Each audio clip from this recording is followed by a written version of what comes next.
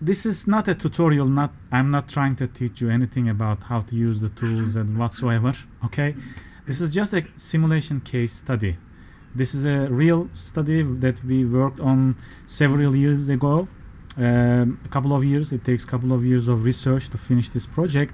It's basically a simulation-based energy modeling, but the focus was at that time was on a very low energy, very high efficient residential building. It's not. It's very interesting, but a very big scale, large size residential building. We can call it as a residence, if you like, and this building is special, very special building because it's all designed with high efficiency technologies, architectural systems, and on top of that, very high efficient, unconventional, I can say, HVAC systems.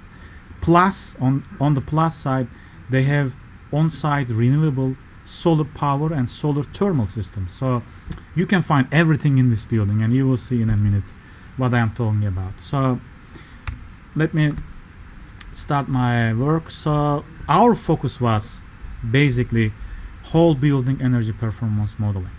Our subject, as you see the geometric views, is this a single family residence, a very big one located in the northeast US, a climate in the like northeastern climate, like heating dominated cold climate, and we are trying to use the simulation tools of Energy Plus, basically from the DOE Energy Plus, which is very sophisticated, very powerful program, but no interface. You know this program is very unfriendly to the users.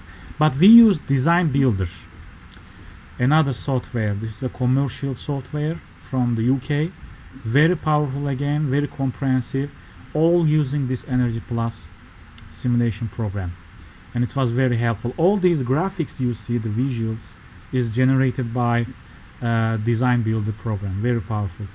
So now we look at the building, and I will explain quickly.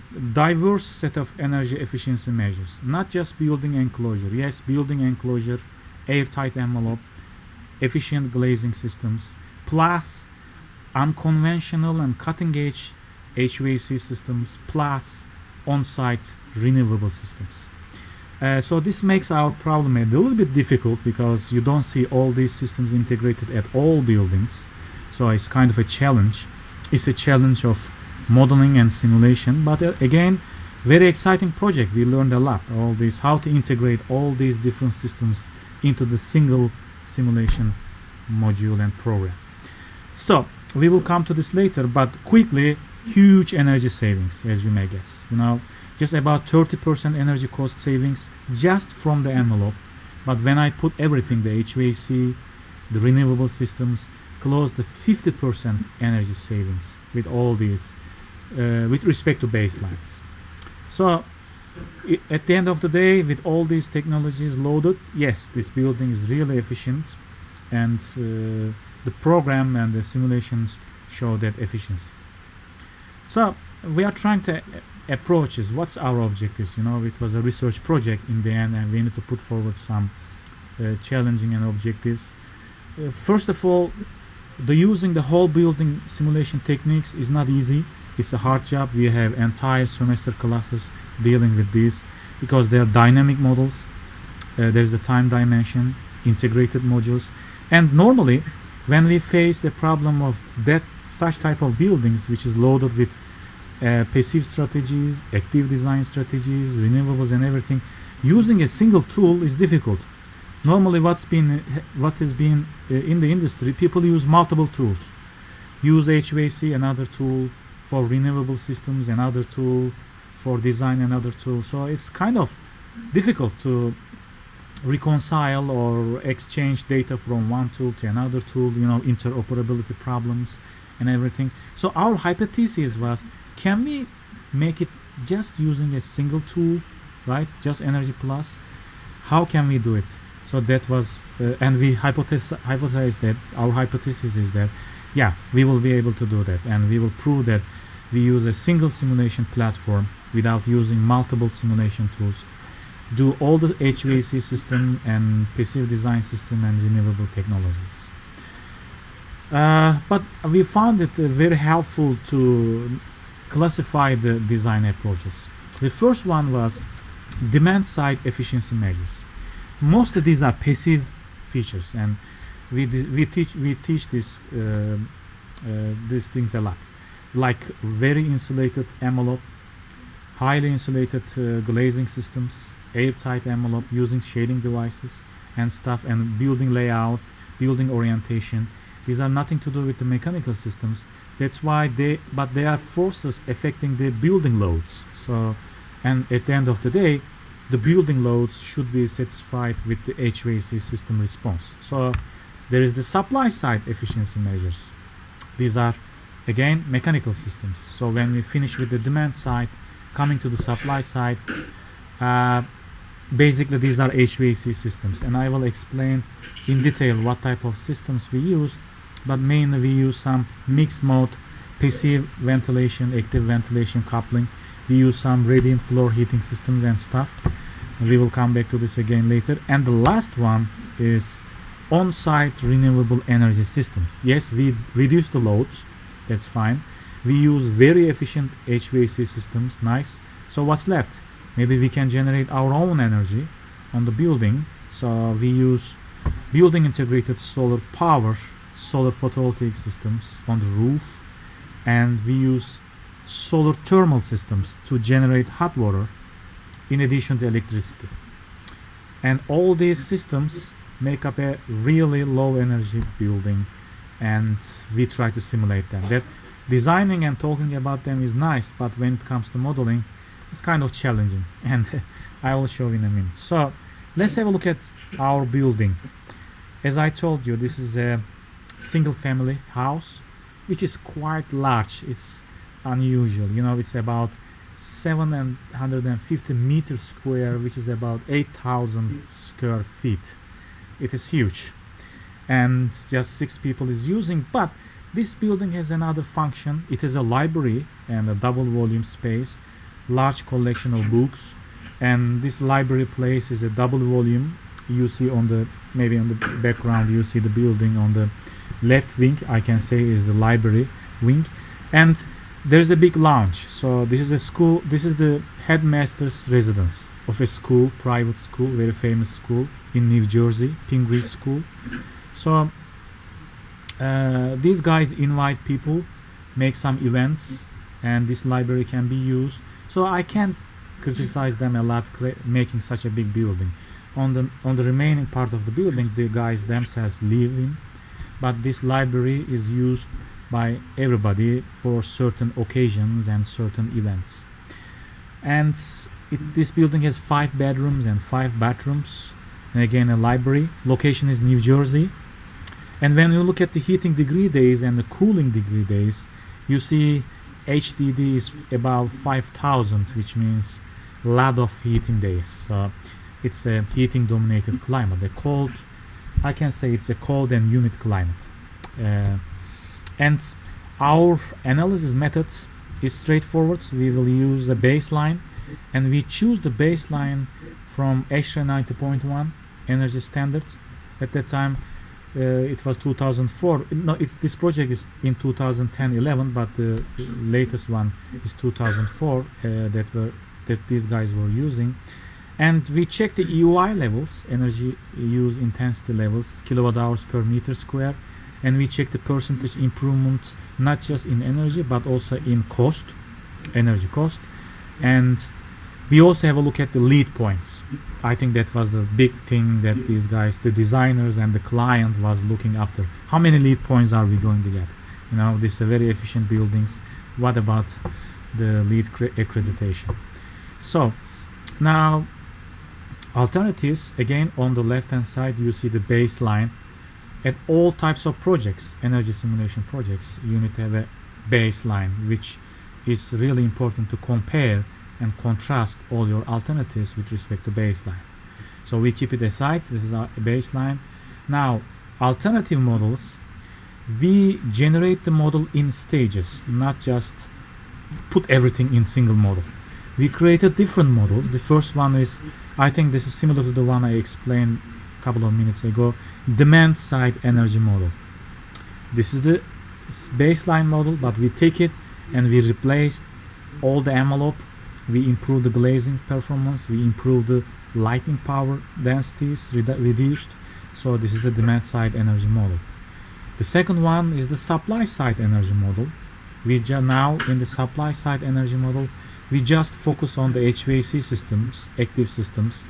And again, this building has really interesting systems, like, just a summary: geothermal heat pumps with ground source heat exchangers, energy recovery ventilators on the HU, demand controlled ventilation. I will talk about it a little bit. And this building has whole house fan, ventilation fan, which is kind of alternative to the HVAC system. At certain times, the system shut down and just the fan operates, very low energy, but still creates some kind of forced convective cooling to the building.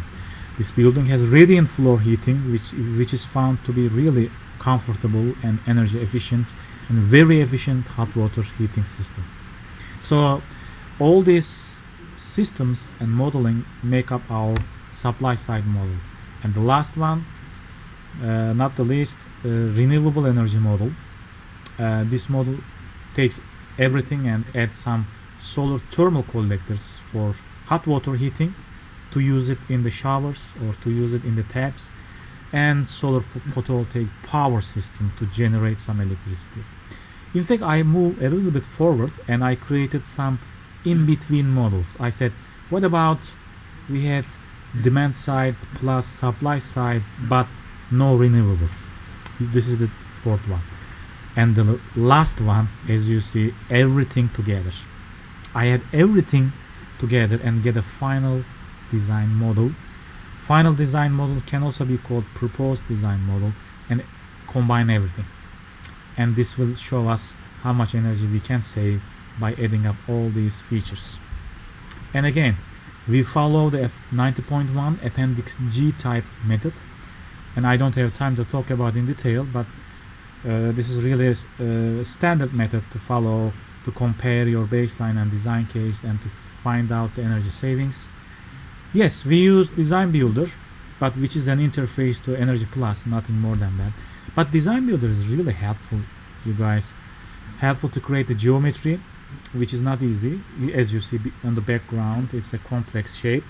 And we have envelope, we have schedules, we have equipment, we have environment, the construction properties and glazing properties.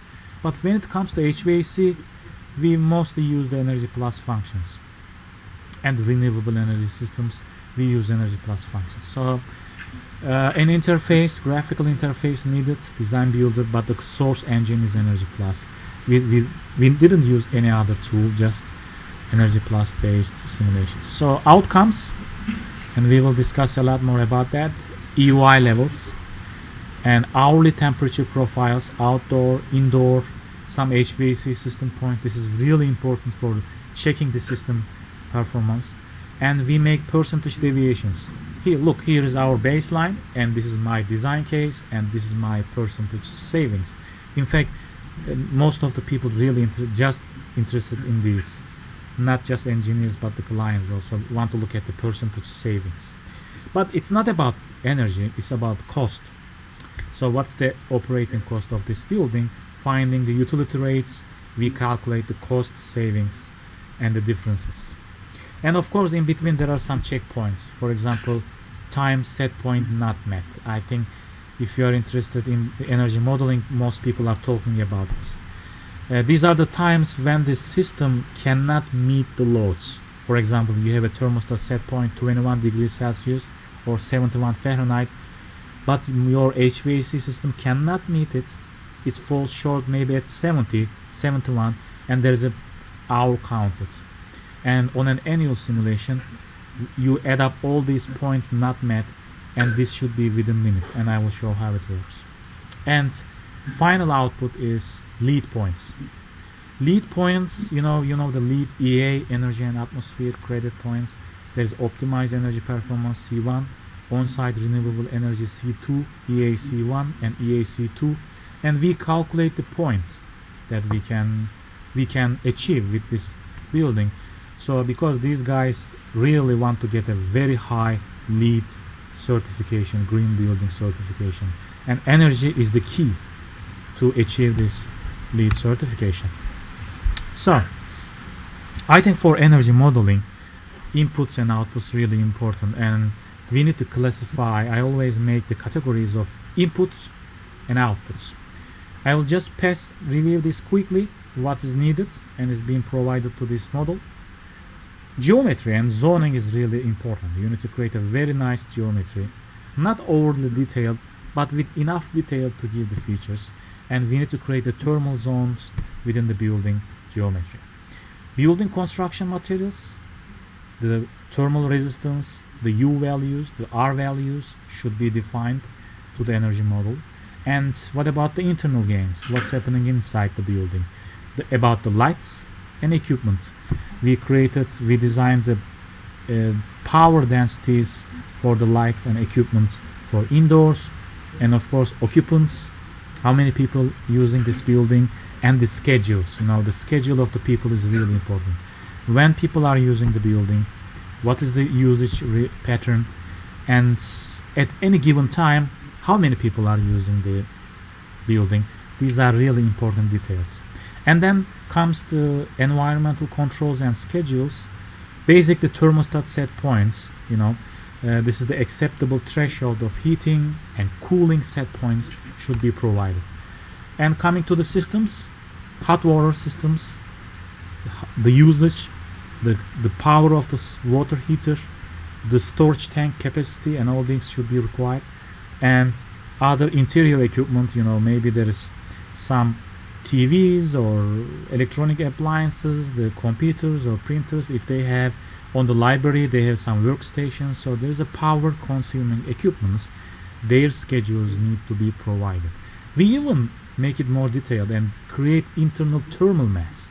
You can define it in building energy models, internal mass. For example, the furniture, they have a mass, right? So they can store energy and release energy at different times. So we need to define the surface area of this mass and the density of this mass to provide an input to the energy model. And of course, you couldn't make a simulation without a weather file. We used Energy Plus EPW weather file, hourly weather data, and we use design day data for the size the HVAC system. Design data that mostly shows you the worst case conditions in a climate at a time, but the hourly weather data contains hour by hour climatic parameters from solar radiation, the temperatures, the humidity, and all this stuff. So these are needed.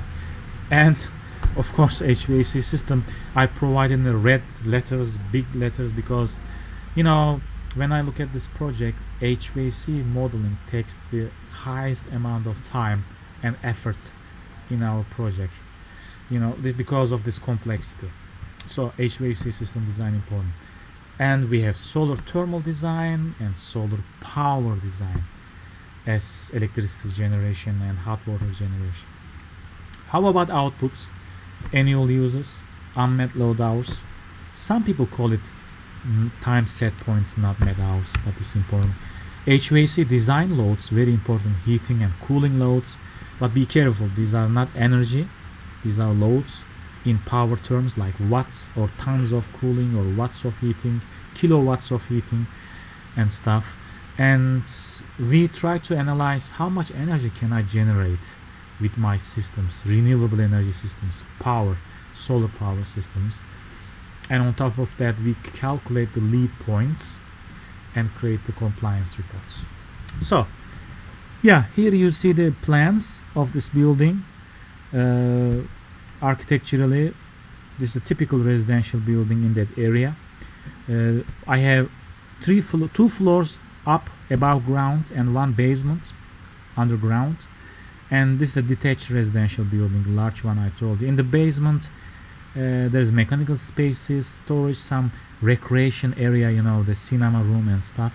The first floor is a living and dining and kitchen, and this lounge, the library. The library, you can see it in this area, the library spaces. On the opposite side, we have the family dining room and the kitchen and spaces. The second floor is just private. It's just for bedrooms, and bathrooms and restrooms and bedrooms are located on the second floor. Yes, so I told you we have design case model versus baseline model, and they are not the same. Based on the ESHRE 90.1 rules, you need to follow some specific design points in the baseline. As you see, the baseline shouldn't have any shading devices. Baseline model cannot contain renewable energy technologies, and the window to wall ratio are fixed, maximum of 40%. If you are less than 40%, fine, but you cannot design a baseline with greater than 40%. The first one, our design case, and I think you may see the differences in between these two model cases. And baseline, there's another detail with baseline model. You don't just simulate and get the results. Baseline, you take it and you start rotating these buildings 3 times. Now, first one is the original orientation. The second one, you rotated 90 degrees. You rotated 90 more, 180, and 90 more, 270, and you get 4 different models. You just get the average of 4 energy consumption levels. From 1 to 4, get the average. And this is your EUI baseline, energy use intensity for the baseline. Then you can say, okay, I have the baseline model, and now this is my design case model. What is the difference between these two models? Yeah, I just mentioned before about the thermal zoning. This is our thermal zones. These are the plan views. We don't have that much of zones. This is really important. Very brief, about 13 thermal zones contain, including the basement. Basement, the first floor, the second floor. Basically, these are radiant floor heating system zones, because mechanical system dictates how we design our thermal zones. They are not matching with the architectural spaces, not matching with the rooms. They are specially designed based on the radiant floor heating system zone. We have some non-conditioned, non-ventilated zones. There's nothing going on there. So, like one of them is, I think, staircases, and there was a storage room. And we have some non-conditioned but ventilated zones. These are the zones require some air, mechanical ventilation, but they are not being heated or cooled. So this kind of make up our thermal zoning. But I would like to show an example here, very interesting. Look at the one on the top left, at least for my screen, top left corner, the one with many thermal zones. You see this plan? I have 36 different thermal zones. This is not a good practice. Look at the one down on the lower right corner. I have 5 zones. Very clear, very neat, and it is designed based on the HVAC system requirements.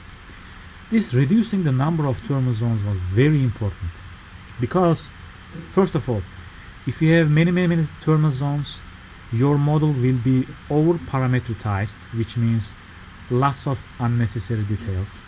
And while dealing with each one of these thermal zones, the user, you can make some modeling errors, input problems. Maybe you miss something, you put some wrong numbers for one of these zones. And the last one is, as you have more thermal zones, you need to wait a lot for simulation to finish. This is simulation runtime. Runtime is directly related with the number of thermal zones, and the complexity of your model is related with the number of thermal zones. The guy on this upper right make every little corner, every little space a different thermal zone. It's really not needed.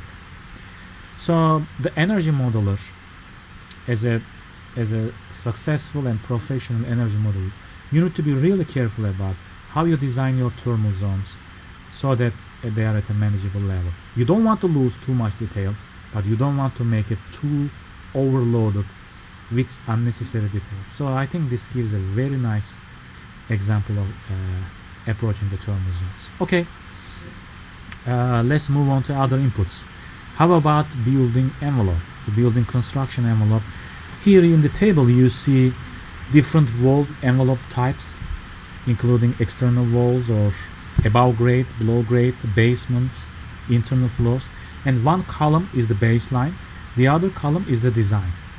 And I put some design documents that we get information. Please have a look at the U values. I think this tells a lot. Look at the U value of the baseline, above grade value 0.7, and look at my U value 0.2. This is a huge reduction. And as you know, as you reduce your U values, you reduce the heat flow from the envelope, or we can say you increase your resistance to heat flow. So this is a heating dominated climate. I would like to reduce the unintentional heat flow through my building, in and out of the building. So the U values are reduced. Details, yeah, baseline model, the energy standard dictates what you want to, what you have to design. But on the right hand side, design model, architects design, they provide very efficient and insulative rules, the walls.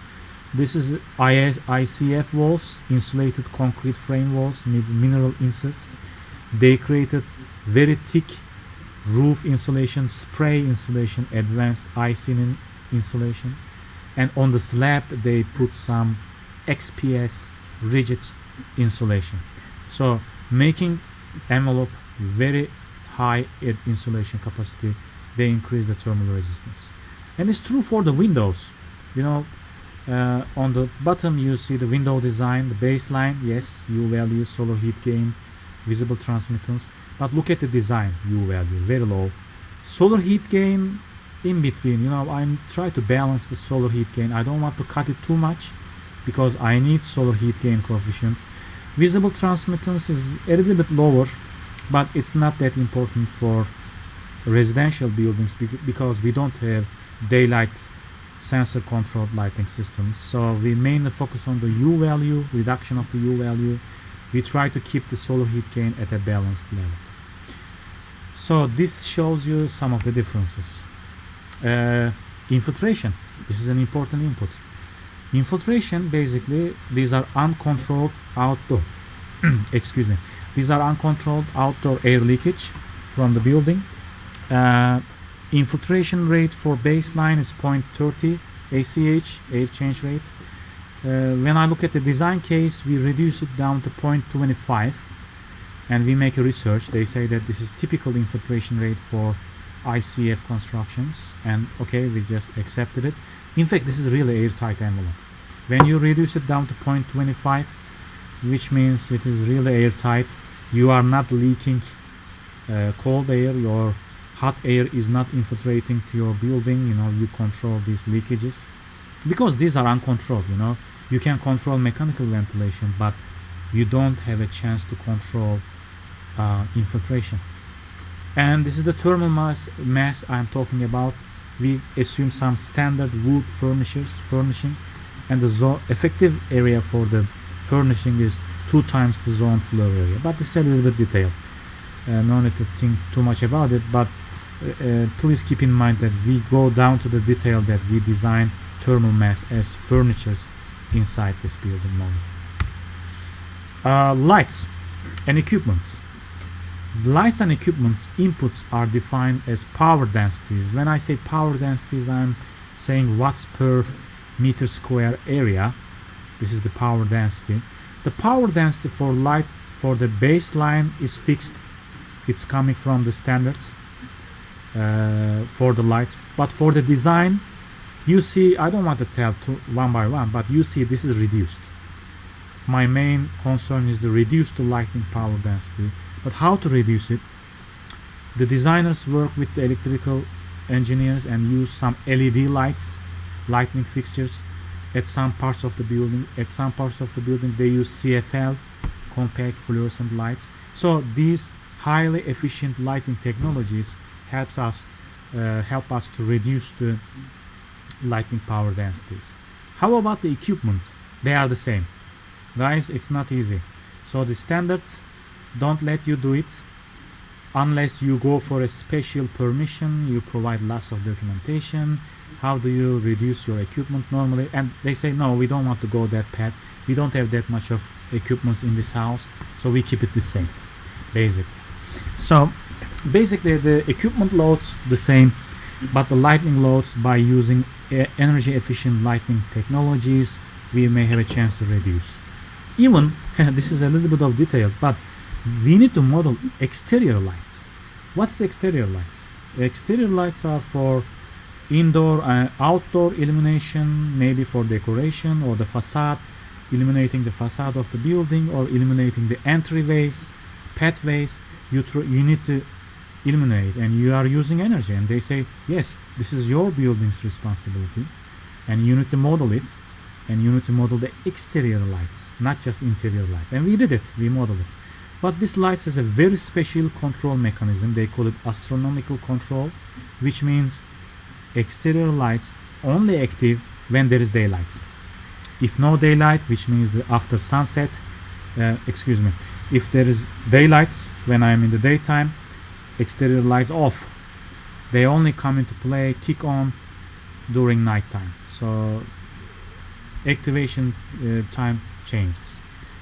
Okay, what about the occupants? How do we define occupants for the buildings? Occupants are defined as a density, occupant density, and we provide certain number of people per meter square of area. So you see we don't have that much of people, so the density is really low. But for the lounge space, which was the library space, we have more people, so the density changes. But they don't occupy the space all the time, only from 7 p.m. to 12 a.m.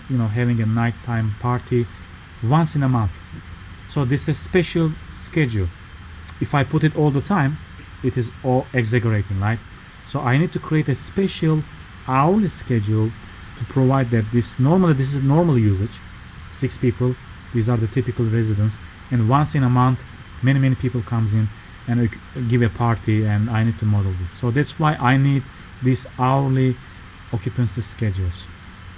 Very important, hour by hour, what's happening in the weekdays, what's happening in the weekends, and try to hour by hour change the occupant density. These schedules are really important for the program to understand.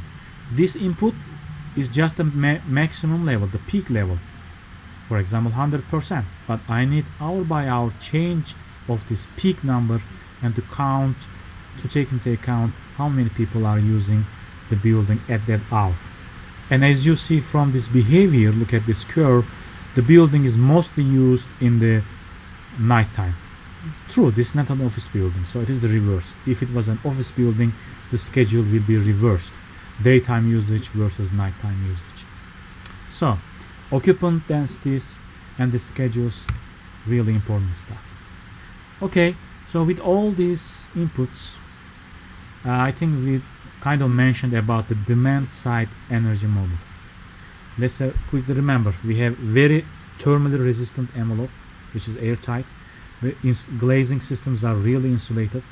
We reduce the lighting power densities, and of course we reduce the infiltration rates. Not much, but this is something, because the models are really sensitive to infiltration rate changes. So even this small change from 0.3 to 0.25 can make a difference, and we see that it made a difference. So this is only possible with using this highly insulative building fabric and putting into this our model.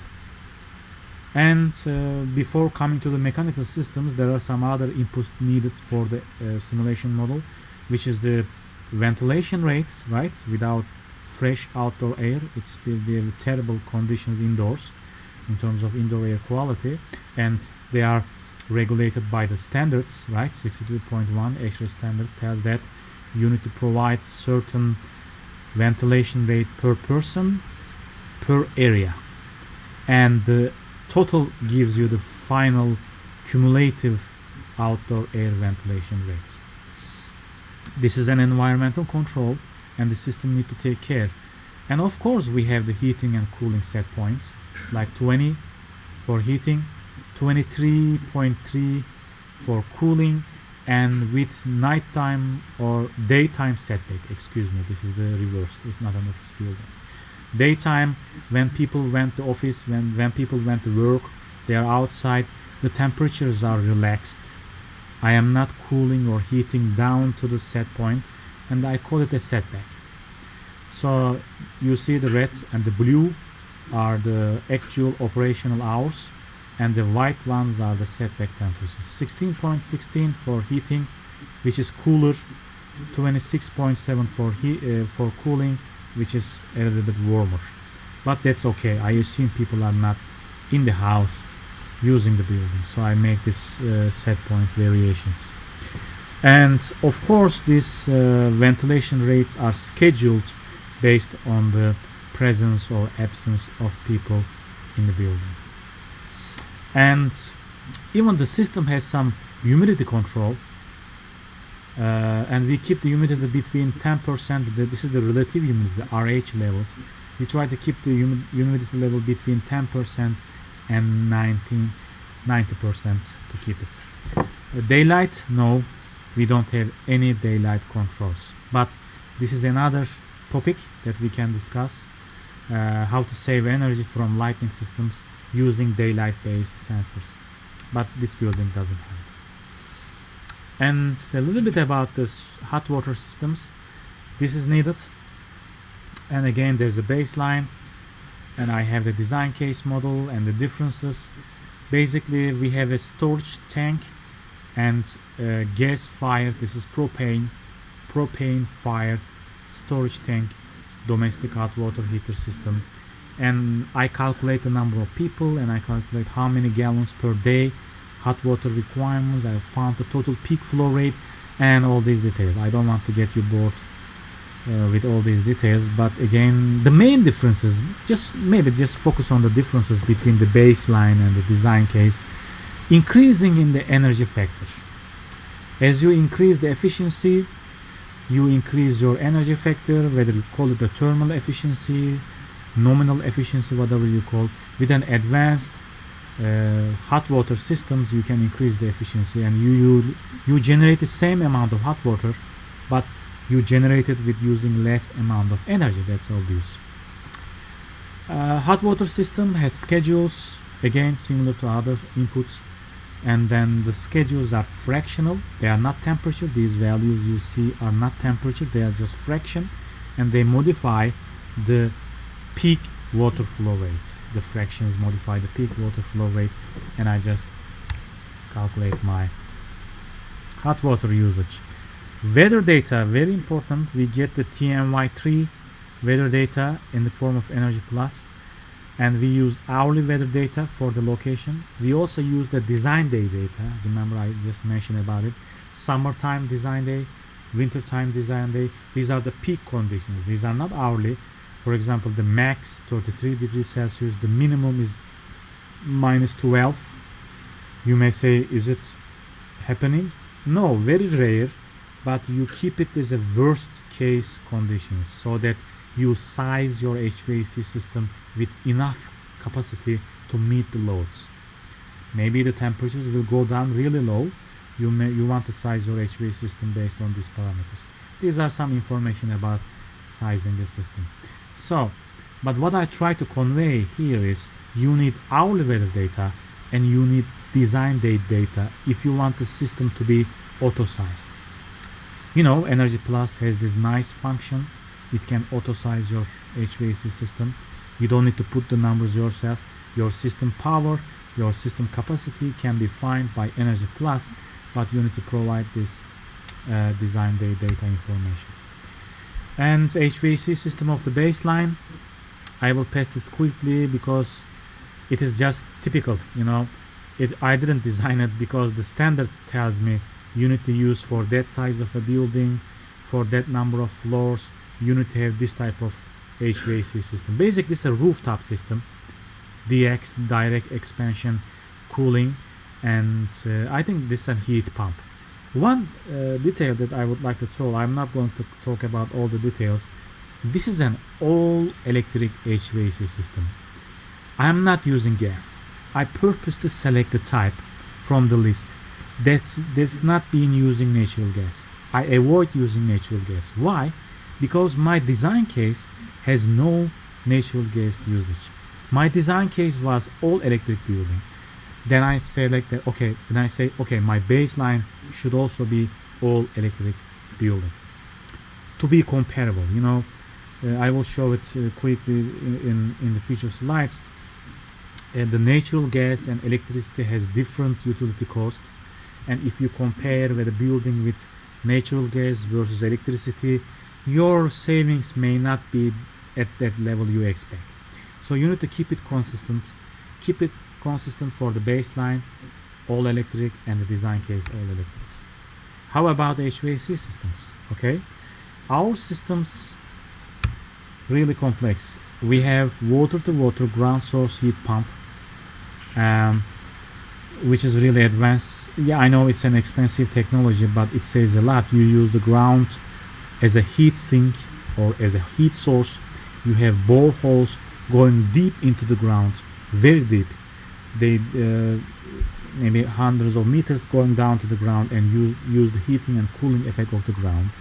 And of course you need some ground source heat exchangers for your heat pump.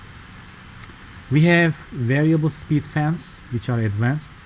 We need to define some exhaust fans. These are needed because think about the bedrooms or the restrooms.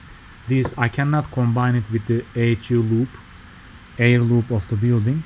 These should be separate, disconnected from the main system, and they are exhausting directly to the outside. Oh, this is really important. Energy recovery ventilators. In short, I call them ERV systems, and we have ERV system to recover some outgoing energy from the building. And we use the same sizing factors between baseline and energy plus. This is really important. I would continue with our unconventional HVAC system types. We have a fan. This is called whole house ventilation fan. And I think you can see the figure here, just a representative. This is not our building, but the schema. I have my ventilation fan here, so I have openings on either side. So ventilation fan operates and draws air from cooler regions and exhaust at the top. This is not an HVAC system. There is no chiller, or there is no DX cooling coilers, things like that. This is really simple, but this is forced convective ventilation. This helps a lot because you are not using your entire AHU system, but we have a logic for that, and this is a special control logic for our whole house ventilation fan. It is not on all the time. It is kind of alternative operation. The mechanical system operation or our whole house ventilation system is operating, and this is our logic. We check indoor temperature should be between certain limits. Yes, we check outdoor temperature certain limits. We check outdoor enthalpy, and we check wind speed should be less than some certain values. Yes, then what to do? Turn off AHU, turn on the fan. If not, if any of these not satisfied, I need to turn on the AHU. I cannot use the ventilation fan. So this is how we did it. Whole house ventilation fan, and lots of detailed techniques in Energy Plus how to simulate it. It turns out that we cannot do it using a single fan. Energy Plus doesn't let you to do that. We discretize, we separate this fan into 6 pieces and define it at different thermal zones, and attach a hybrid ventilation manager in Energy Plus and try to simulate this AHU fan. But it is a total power about 1000 watts or about 1 kilowatts, I can say. Oh, and if you already know about it, this building used DCV system, which is demand controlled ventilation, very helpful, checking the carbon dioxide level indoors and changing the ventilation rate based on the carbon dioxide levels, the number of people inside. Remember, we had a lunch, a library space, lots of people in this space, 26 people, maybe more than that in actual usage. So there are carbon dioxide sensors in the room and sensing it and giving a boost to the mechanical system to provide more fresh air. What about not much people, just 1 or 2 guys? Then carbon dioxide level will reduce, and simultaneously I will reduce my ventilation flow rates. So you can say that, wow, this is nice, I can save energy. Yes, this is the purpose of saving energy through mechanical systems, because you are adjusting your ventilation rate based on the number of people inside. This is really advanced technology. And we have radiant floor heating system, not just for comfort. Yeah, it's really comfortable system. It's not air based. There is some pipes. These are hydronic pipes containing hot water in the pipes. They are buried inside the structure of the slab, embedded in the structure, and they create very nice warm floor, and the hot air rises and create a very nice feeling in terms of heating. Yeah, this is the comfort side through radiative means, because this is a radiative heating system. It uses really less amount of energy compared to the air-based systems. These are some documentations from our MEP drawings. We have different AHUs and these are some details, but all this information, flow rates, fan information, or the coil information should be provided to the Energy Plus. Basically, we find all this information through going through the MEP drawings, mechanical and electric plumbing drawings, and then find the information.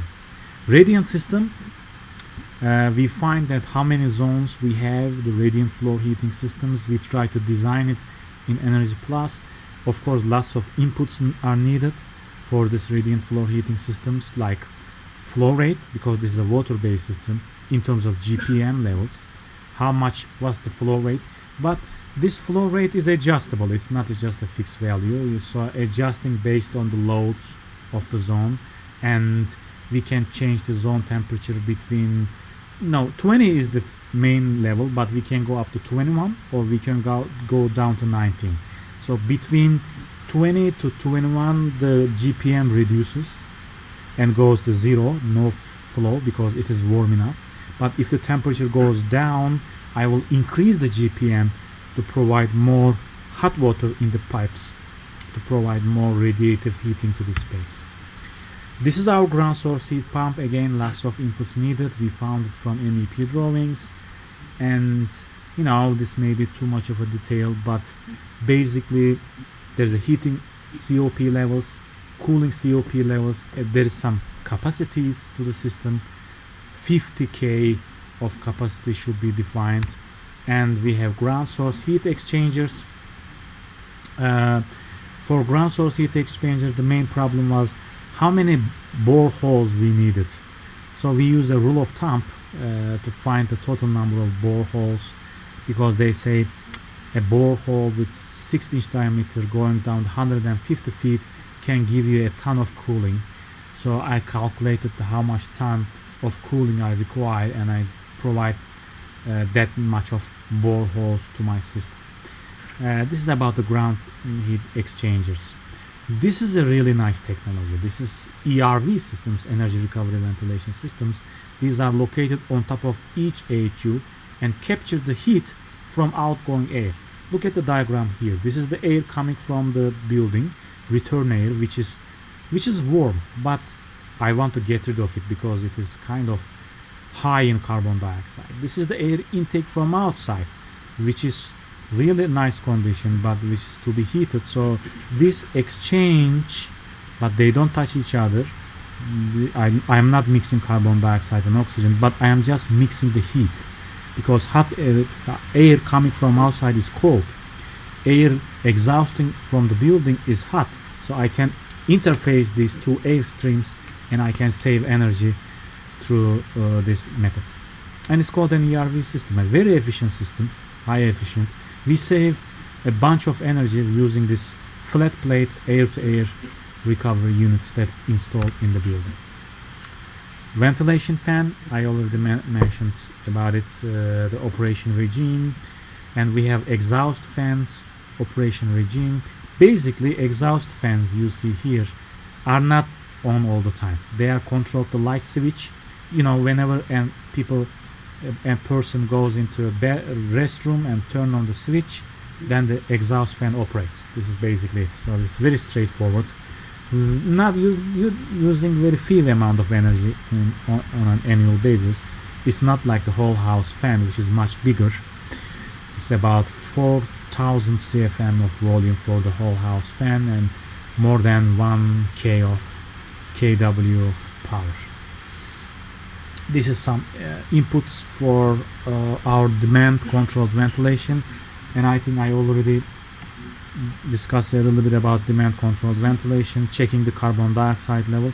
You know, you can simulate it in building energy models.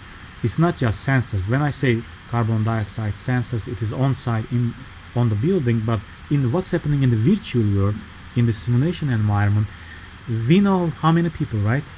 And we know how much carbon dioxide each person generates per time. So then there is of course some diffusion of the carbon dioxide. There is some outdoor source of carbon dioxide. Energy Plus is complex enough to take into account all these details and come up with the final carbon dioxide concentration within the building and make a decision. Do I need to turn on the fan? Do I need to increase the ventilation rate? Yes, then increase the ventilation rate. If not, no needed, and I'm going to save energy at that time. Remember, outdoor air is fresh. Yes, but I can't say fresh all the time. Think about a crowded city center full of carbon dioxide. Cannot say that we need to use filters, but think about it. Outdoor air is high, should be rich in oxygen. So, but outdoor air is cold. Outdoor air is cold in winter, very cold. I need to condition this outdoor air. Outdoor air is warm in summer. I need to cool down this air. So while conditioning this outdoor air, we use a lot of energy. So using this demand controlled ventilation, I can save good energy. How about renewable energy systems? Just quickly, we have solar thermal collectors, and you see the diagram here. You see the design on the face of the building. These are flat plate collectors, and they are connected to a storage tank, but they are not the single usage. Of course, you may say, what about cloudy days? No hot water? No, this is just a supportive system. We have the propane fired regular hot water heater, but the solar thermal collectors comes into play as a support. And there are lots of details how to model all these things, but again, I will keep it short. But know that Energy Plus can successfully simulate this, as long as you provide the geometry information, some performance data for the collectors. If they are connected to the other systems, like here, domestic hot water systems, if you connect it with the system, you can easily simulate all these features with all the inputs. This is exciting, at least for me, because in my PhD, I work on renewable energy system design and modeling and integration to building and simulation. So it was exciting. On the side, I did this project, very nice, lots of solar power panels on the roof of the building itself, and they have a barn, a garage building next to the main building, and they use the roof, and they use the pitch angle of the roofs, and the orientation is based on the building orientation, not the perfect orientation, but their southern orientation is favorable. And I have 44 different PV modules on top of the building. Total area more than 50 meters square. How about power? Almost 10 kilowatt. This is good. I can tell that 10 kilowatt for a residential building is nice. So I don't have any batteries, no battery system. The building is assumed to be connected to the grid, and I have a net metering system. Net metering means if you use electricity from the grid, counts. If you generate electricity and sell it to the grid, put it back to the grid, counts. So it's a two-way grid, a two-way meter. Some people call it bi-directional meter. So at the end of the year, maybe your bills or monthly bills or annual bills will be really lower, because during some time, very nice weather and hot sunny weathers and nice skies, clear skies, you generate lots of electricity. So this is what's happening in this building and all the details. Yeah, I think this is basically all the systems. And as we are approaching to the time, simulation results. The results are related with the intensities. You see here the energy use intensities, but Again, remember, I don't have a one single lamp model. I have multiple models. Each one of them has, their energy use intensities. The top one is the final model. I get that, and you see the top one is 26% reduction based on the base one, which is the Escher 90.1 baseline, and each one of them adds something. For example, the REM, which means renewable energy model, 5%, supply side energy model 7%. I will talk about this, and the demand side 28%. And based on these results, you can easily see that, wow, the demand side measures saves a lot already, 28%. I'm talking about, when I say demand side, it is the passive design features. Architectural design, the windows, the envelope, the orientation, the shape, the shading devices, already saves 28%. How about all these HVAC system? 7.8%. Of course, this is just for this building, but this indicates some sort of a trend, what you can get and which part of the building design you need to focus first. And of course, when I add all the PV, all the solar thermal collectors, I can be at the level of 36% of energy savings. How about the PV generation, electricity generation? This is a really nice chart. I have double axis. On the one hand side, you see the electricity energy generation. On the other side, you see the percentage of the building demand satisfied. It's not satisfied all the time, but you see this line. This is the demand line. You see the dashed line. This is the reduced demand, because I am generating energy month by month using this solar power system. So remember, I have about 10 kilowatts of, close to 10 kilowatts of solar power, and this is the annual energy generation, almost 13,000 kilowatt hours. And when I counted, it turns out that 22% of the total demand on an annual basis can be satisfied with the solar power system. I would like to attract your attention to the May and September. Generation is really high. This is the feature of solar power system. You don't need the hot weather. Solar power systems, the PV panels or the photovoltaic panels, whatever you call, really work well under clear skies, sunny and cool skies. You don't want to get too much heat in the ambient environment. So the May and September, I think in this climate, there's clear skies, but at the same time the outdoor temperature is not that high, so the PV generation boosts up. So when the PV generation is increased, the demand satisfied by the PV is also increased. And you see the minimum demand at the May. Of course, this is the swing season. This is another reason why the demand is very low, because these are not too warm, not too cold. I'm thinking about the building operations. We call it the swing season or free running season. The energy demand plummet at that point. How about other outputs? I have here cost. Remember, it's not just energy. I need to calculate the cost. I have the electricity rate, dollars per kilowatt hours. I have the propane. Propane is not for building heating cooling. It's for hot water, domestic hot water heating cooling. And again, I can calculate the same percentages for the cost. Remember, this is different from the energy saving. And I think the LEED certification, the EA points out, interested in the cost saving, not in the pure energy saving. Okay, you always need to calculate the cost. So when I look at it, all the efficiency measures combined, cost savings can be as high as about 49.2 energy cost savings can be achieved. So this is huge. So you will ask, how many points I will collect from the LEED?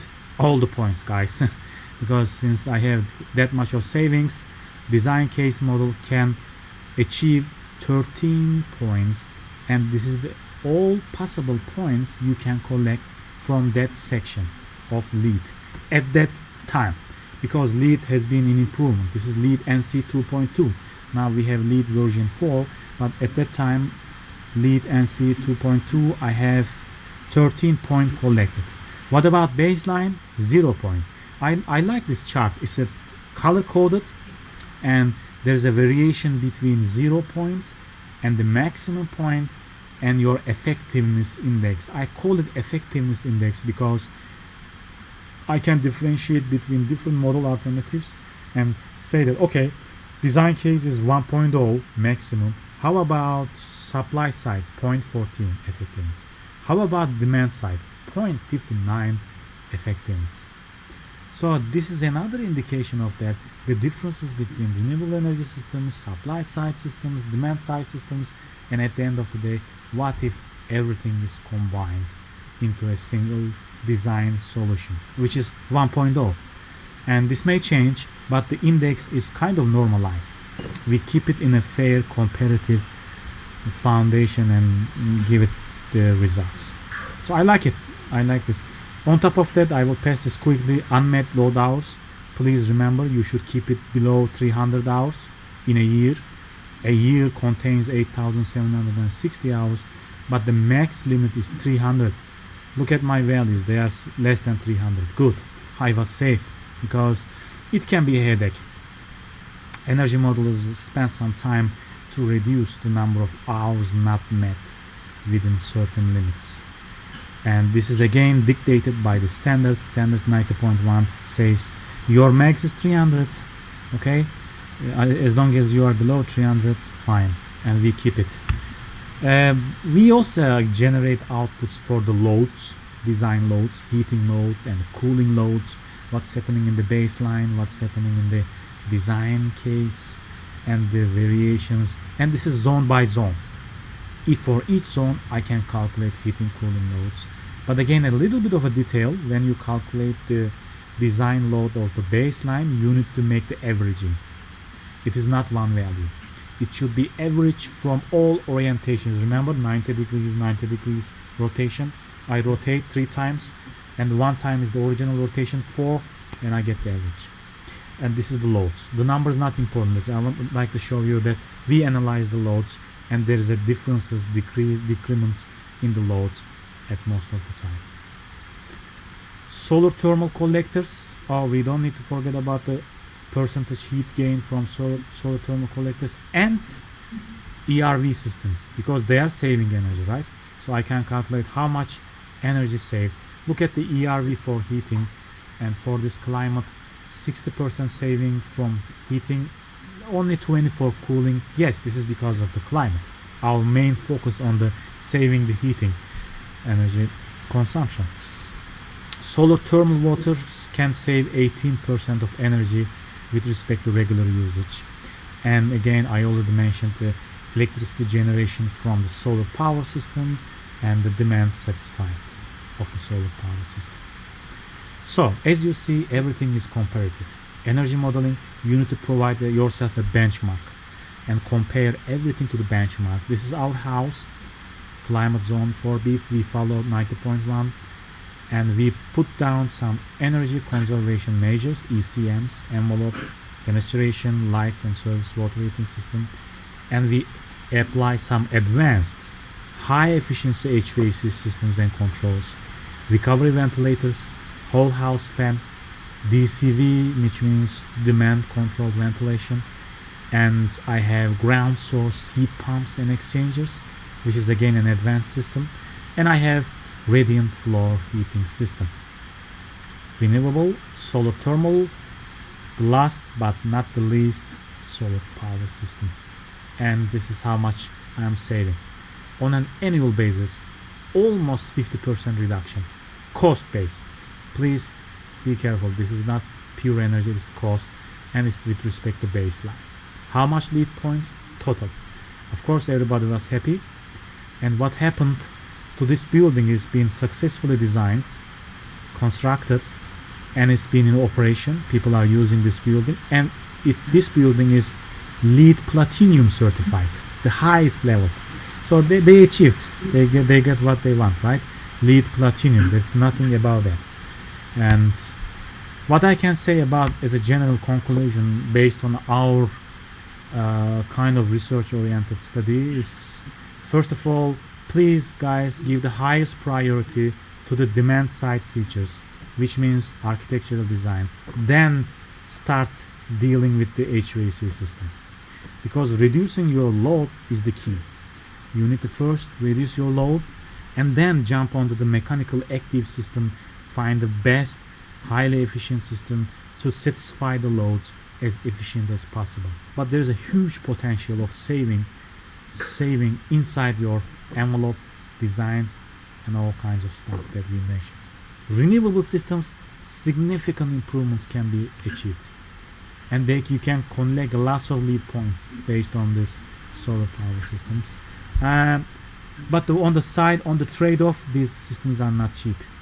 They cost money, and some clients are prepared to spend that money. Some clients are not dedicated to do that. It depends.